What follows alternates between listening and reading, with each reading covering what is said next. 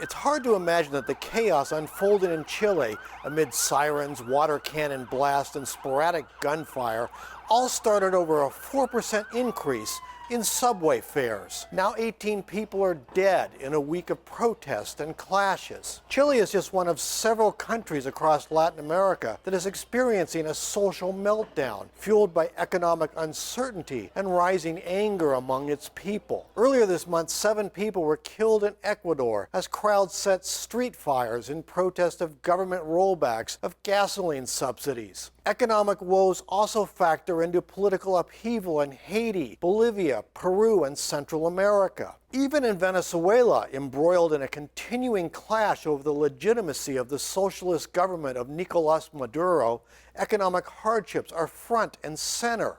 Queremos tener nuestros alimentos, queremos tener agua, queremos tener las medicinas, queremos tener hospitales, no estamos muriendo. Chile particularly stands out. The country of 18 million people has had one of the most vibrant and fastest growing economies in Latin America. But average Chileans face mounting debt with little savings and rampant income inequality impacting the middle class. Protests, starting with young people upset over the subway fares, have broadened to include high cost of electricity, education, and health care, coupled with shrinking pensions. Jorge Contese, a law professor at Rutgers University, said, for more than a decade now, studies have warned of the increasing frustration with the living conditions in Chile. Yet we keep being told that this was unforeseeable. On Tuesday, Chilean President Sebastián Piñera promised reforms including government pension upgrades, improved health insurance, a rollback in electricity rates, and a national guaranteed minimum monthly wage of $483. Chile's National Human Rights Institute says more than 225 people have been injured in the uprising, in addition to those killed. Piñera pinned the blame on demonstrators who have set fire to buses and at subway stations. He spoke of a war against a powerful and implacable enemy.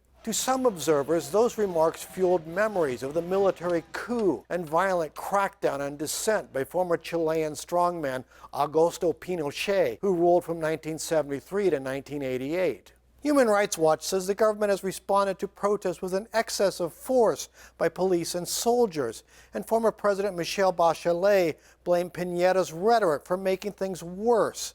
She said, "I'm deeply disturbed and saddened to see violence, destruction, deaths, and injuries."